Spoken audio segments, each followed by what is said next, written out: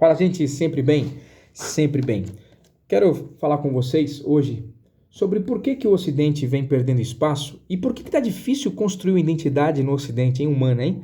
E por que a Ásia, especificamente a China, vem ganhando espaço econômico e cultural no mundo de forma estrondosa e rápida demais? Interessante. Bom, é importante entender que o Ocidente vem perdendo espaço porque nós adotamos pós-revolução francesa uma ideia muito relativista, uma ideia da pós-verdade, uma ideia de que não existe uma verdade absoluta, uma ideia de que tudo é relativo. Isso vem crescendo de forma estrondosa no Ocidente, fragmentou nossa identidade política, fragmentou nossa identidade cultural, fragmentou nossa identidade social, filosófica e fragmentou nossa identidade religiosa e até humana de construção como pessoa. Hoje você não é homem, hoje você não é mulher, você está homem e mulher. Então você pode ser homem hoje, pode ser mulher amanhã e assim vice-versa, ou mesma coisa, tudo ao mesmo tempo.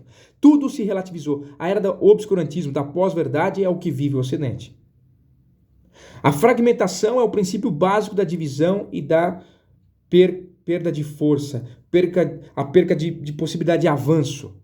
Enquanto a Ásia, especificamente a China, até 1949, uma China que vivia um processo parecido com o nosso, um processo de anarquia, não tinha uma identidade sólida construída, uma China fragmentada economicamente, politicamente dividida, filosoficamente também dividida, uma China agrária, pobre, com Mao Tse-tung vai tomando princípios mais robustos, e quando Mao Tse-tung assume o poder, as coisas começam a mudar.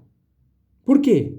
E hoje, segundo estudiosos, até 2030 ou até 2050 tem essa divergência, a China vai ditar a regra do mundo, e regra econômica no mundo está ligado automaticamente à regra cultural e ideológica. Gente, o país que dita a regra econômica no mundo está ditando regra cultural, econômica, filosófica e também religiosa. São conceitos indiciocráticos, não tem como separar. Tá certo? Então, por que isso está acontecendo com a China? Em 1996 até 1976, a China faz uma revolução educacional, uma revolução cultural. Essa revolução cultural já estava acontecendo, a China já estava sofrendo o efeito com Mao Tse-tung de Confúcio, que é um personagem importante, confucionismo, né? Confúcio, ele começa a ter mais cenário na China após essa revolução cultural de 1966 até 76, onde a China de fato adota os princípios filosóficos, educacionais de Confúcio. Dali para frente, a China se torna um país mais coeso, robusto culturalmente, um país que tem princípios e valores e que vem avançando de forma vertiginosa, crescendo de forma estrondosa no mundo e que vai inevitavelmente dominar o mundo. Bom, eu separei aqui alguns conceitos de Confúcio. Confúcio nasce no século VI, no ano 551 a.C., na província de Zhou, no estado de Lu, que fica no norte da China, mas aqui eu quero só apontar para vocês pontos importantes, que é, primeiro, o confucionismo faz bastante estudo filosófico sobre política, sobre ética e tradição. Ou seja, primeiro ponto aqui, Confúcio, ele é tradicionalista, conservador. Nós não podemos ter vergonha de dizer eu sou conservador. Ser conservador no Ocidente é sinônimo de reacionário, de retrógrado, de burro, de anacrônico, de uma pessoa estúpida. Isso é mentira.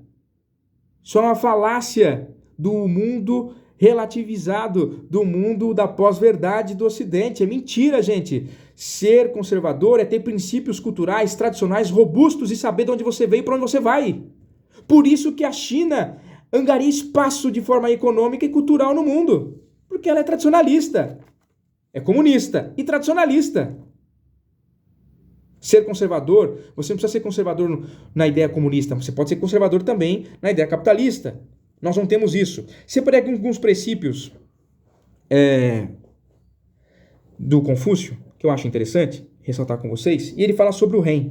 O Ren é uma filosofia que pode ser tanto filosófica, que inclui conceitos de política, que inclui conceitos religiosos, que inclui conceitos sociológicos e etc, que fala sobre o altruísmo. O que é altruísmo? O altruísmo é como nós nos relacionamos. Um Estado não tem vida por si só.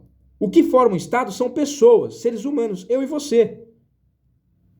Sensação de pertencimento, isso é fundamental para a gente. E o Ocidente se perdeu, nós não pertencemos, nós não temos orgulho de falar que pertencemos mais. Eu não tenho mais orgulho de falar eu pertenço à igreja X. Eu tenho vergonha de falar que pertenço à igreja. Eu tenho vergonha de falar que sou brasileiro. Eu tenho vergonha de falar que moro na cidade X. Eu tenho vergonha de falar que estudo na faculdade Y. Eu tenho vergonha de falar que tenho da minha família. Eu tenho vergonha de falar da minha família. Isso aconteceu no Ocidente, gente. É a nossa cultura que fragmentou a identidade social altruísta das pessoas. Para Confúcio, nessa filosofia, você tem que ter orgulho de falar que eu pertenço ao Brasil. Eu tenho orgulho que eu pertenço à igreja a minha religião Y. Eu tenho orgulho de falar que eu pertenço à minha família. Eu tenho orgulho. A filosofia Li de Confúcio, que é a ideia do ritual. O ritual aqui é importante porque é como se fosse um comportamento. Os seus comportamentos são rituais. E ele vai impactar na saúde coletiva da sociedade. Se os seus comportamentos são tóxicos, individualistas, egocêntricos, só pensa em você, como que você quer viver em sociedade? Por isso que o Ocidente, a era da pós-verdade, é complexo demais viver. Por que é complexo viver? Porque cada um vive o seu comportamento e não quer nem saber se esse comportamento é tóxico e vai impactar o outro. O cara liga uma caixa de som na frente da sua casa e não está nem aí. No último volume, às 1 hora da manhã, num domingo, sendo que você vai trabalhar às 5 da manhã. Por quê? É um comportamento tóxico, é um ritual de comportamento tóxico que influenciou o Ocidente. Não pensamos mais como comunidade, como altruísta. A ideia Z, que é o conhecimento ou sabedoria moral. Sempre procurar e angariar recursos para aumentar os meus princípios de sabedoria, mas a moral, que é inegociável. A moral, para Confúcio, ela é inegociável. A moral é um princípio que faz com que eu me mantenha de pé e robusto diante das propostas contaminosas que a vida vai me dar. Ainda que eu leve vantagem, eu não vou fazer. Porque eu sei quem eu sou, eu sei meus princípios de integridade, que vai chegar a um outro ponto, que é o Shin, que é a integridade. Uma ética que é inegociável. Uma ética que não tem preço.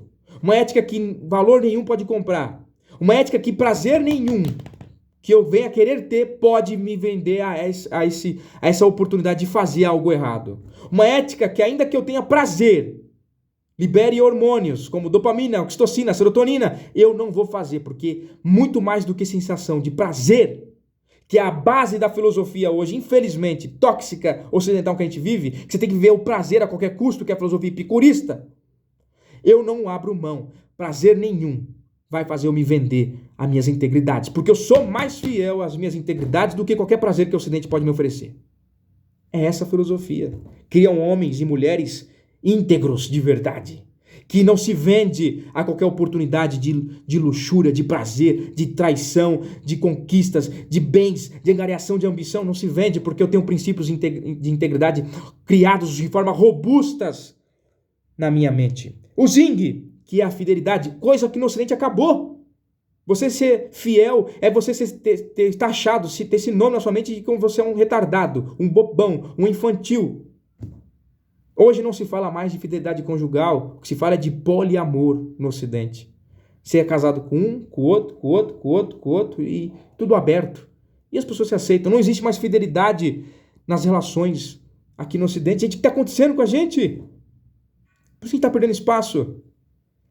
O conceito de fidelidade se perdeu. Fidelidade aos seus princípios, como eu falei. Fidelidade ao seu cônjuge, à sua esposa, ao seu esposo. Fidelidade a si mesmo. A sua fé. Você negocia a sua fé. Você barganha com Deus o tempo inteiro. Barganha, faz trocas com Deus. Tenta enganar a sua fé. Tenta enganar você mesmo. Você mesmo se engana. Ah, não, mas eu fiz isso aqui. Mas isso aqui não está tão errado assim, porque é a era da pós-verdade que a gente vive no Ocidente. Não existe uma verdade absoluta. O que existe é o tempo inteiro eu ficar relativizando, justificando os meus erros, as minhas falhas. É o que acontece no Ocidente, gente. O I, que é a justiça, a retidão, a honradez.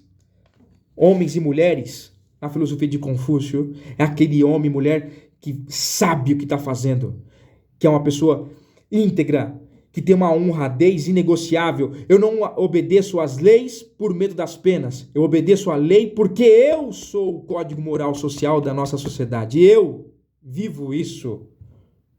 Então, por exemplo, não pego algo de alguém, não porque eu tenho medo de ser preso, ou medo de ser acusado, marginalizado pelas pessoas e ter taxado como bandido. Não, eu não pego algo de alguém. Sabe por quê? Porque eu sei internamente que é errado, independente das penas.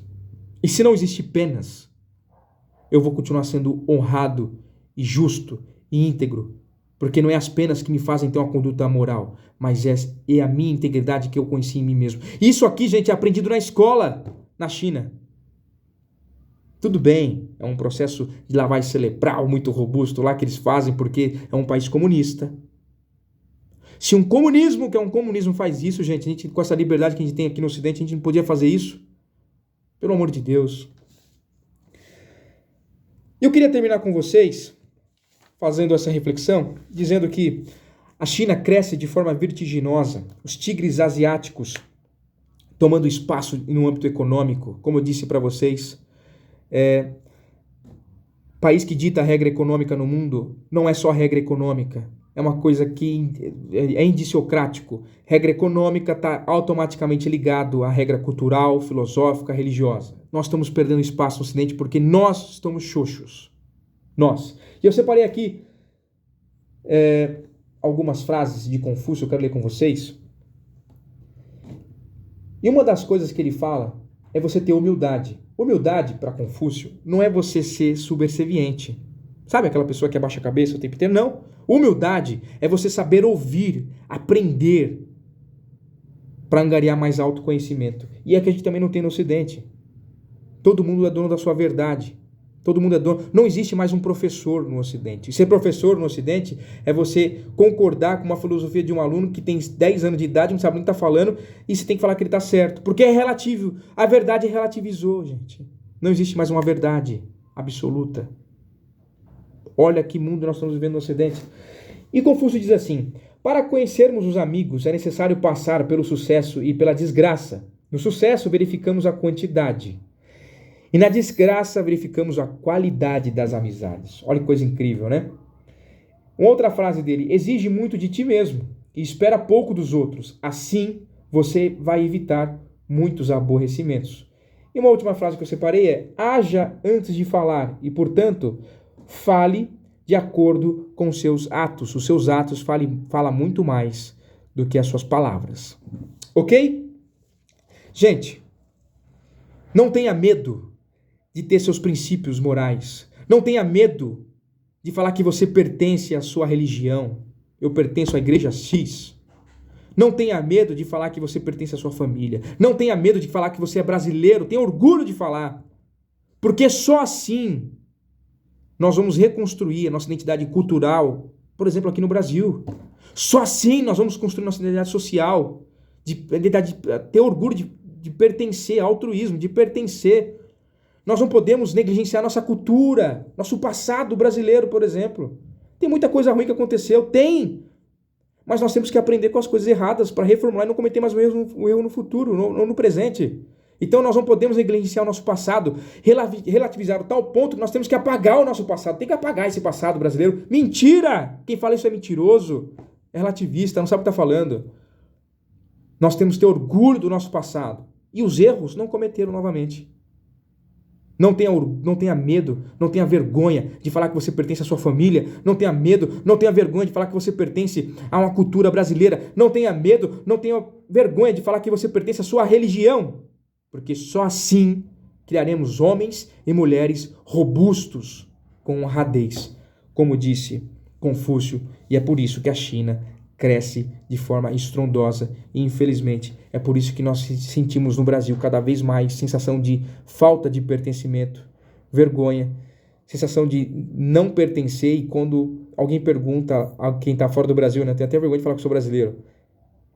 Temos que resolver isso aqui, gente. Está na hora de mudar essa situação.